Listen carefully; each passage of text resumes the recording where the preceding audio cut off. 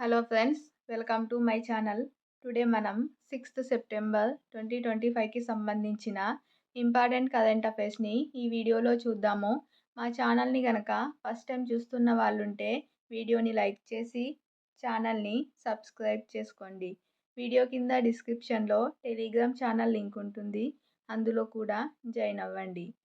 Today first topic చూసినట్లయితే IIT Dhanbad semi conductor chip తయారీలో భారత్ మరో మైలురాయిని సాధించింది.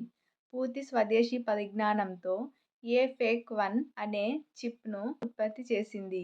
జార్ఖండ్లోని ధన్బాద్లో ఉన్న IIT Indian School of Mines పరిశోధకులు ఈ సాధనాన్ని రూపొందించగా, మొహాలీలోని సెమీ కండక్టర్ లాబొరేటరీ దీన్ని ఉత్పత్తి చేసింది. ప్రధానంగా ఇది చూపు లేని వారి కోసం స్మార్ట్ కళ్లద్దాలను తయారు చేయడానికి ఉపయోగపడుతుందని పరిశోధకులు తెలపడం జరిగింది. ఐఐటి ధన్బాద్ సెమీ కండక్టర్ చిప్ను తయారు చేసింది. ఇది చూపు లేని వాళ్ళ కోసం స్మార్ట్ కళ్లద్దాల తయారీలో ఉపయోగించనున్నారు.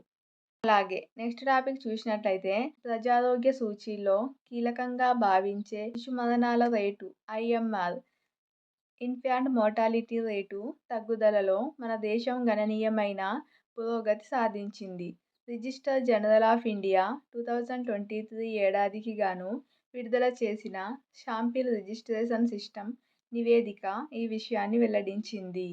2013లో ప్రతి 1000 మంది శిశువుల్లో 40 మంది అకాల మృత్యువాత పడగా, 10 ఏళ్ల తర్వాత 2023లో అటువంటి వారి సంఖ్య 25కి తగ్గింది. అంటే దశాబ్ద కాలంలో శిశు మరణాల రేటులో 37.5% మేర తగ్గుదల కనిపించింది. ఐఎంఆర్లో శిశు మరణాల రేటు తగ్గుదల నమోదయ్యింది. నెక్స్ట్ టాపిక్ చూసినట్లయితే మూత్రనాళ ఇన్ఫెక్షన్కు సిప్లా మందు. తరచుగా మూత్రనాళ ఇన్ఫెక్షన్ బారిన పడే వారికి చికిత్సలో వినియోగించే మెథనామైన్ హిప్యూరేట్ అనే మందును సిప్లా లిమిటెడ్ విడుదల చేసింది. హ్యూయినా బ్రాండ్ పేరుతో ఈ మందును విడుదల చేయడం జరిగింది. ఇది నాన్ యాంటీబయాటిక్ మందు. అలాగే నెక్స్ట్ టాపిక్ చూసినట్లయితే చురుగ్గా చిరుధాన్యాల సాగు.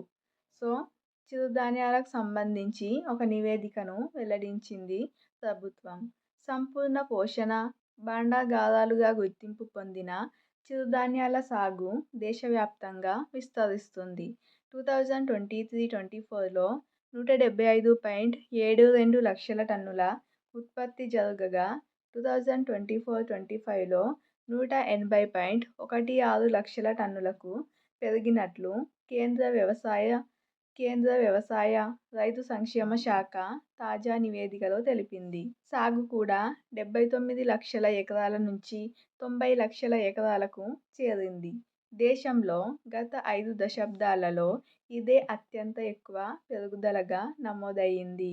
దేశంలో చిరుధాన్యాల ఉత్పత్తి 27%తో రాజస్థాన్ అగ్రస్థానంలో నిలవగా, తర్వాతి స్థానాలలో మహారాష్ట్ర, కర్ణాటక నిలిచాయి.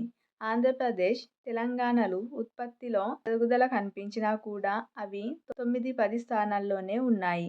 ప్రపంచంలో అతిపెద్ద మిల్లెట్ ఉత్పత్తిదారుగా ఉన్న భారత్ తాజా పెరుగుదలతో ప్రపంచ ఉత్పత్తిలో 38.4% వాటాను సాధించింది. 2024-25లో భారతదేశం $37 మిలియన్ విలువైన 89,164.96 టన్నుల చిరుధాన్యాలను ఎగుమతి చేసింది. గతేడాది కంటే $8 మిలియన్ పెరిగినట్లు కేంద్రం పేర్కొన్నది.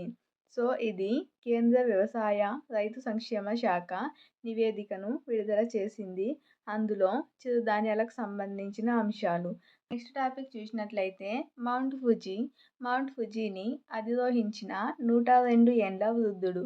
జపాన్కు చెందిన 102 ఏండ్ల కొకోచి అకుజావా 102 ఏండ్ల వయసులో 3,776 మీటర్ల మౌంట్ ఫుజీని అధిరోహించి పర్వతాన్ని ఎక్కిన అతిపెద్ద వయస్కుడిగా రికార్డు సృష్టించాడు. దీంతో గిన్నిస్ రికార్డును సాధించాడు. జపాన్కు చెందిన 102 ఏండ్ల వృద్ధుడు మౌంట్ ఫుజీని అధిరోహించి గిన్నిస్ రికార్డుకి ఎక్కాడు. నెక్స్ట్ టాపిక్ చూద్దాము. థాయిలాండ్ కొత్త ప్రధానిగా అనుతిన్. థాయిలాండ్ పార్లమెంటు 58 ఏండ్ల అనుతిన్ చర్న్విరాకుల్ను దేశ కొత్త ప్రధానిగా ఎన్నుకుంది. గత 2 ఏళ్లలో థాయ్ ప్రధానిగా ఎన్నికైన 3వ వ్యక్తి కావడం విశేషం.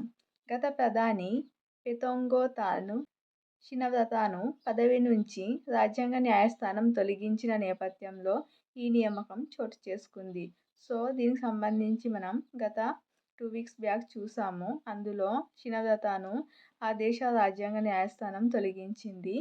సో ఆమెను తొలగించడంతో కొత్త ప్రధానిగా అనుతిన్ను నియమించడం జరిగింది.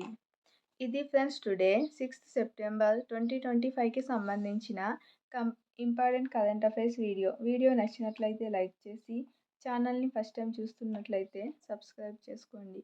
Thank you.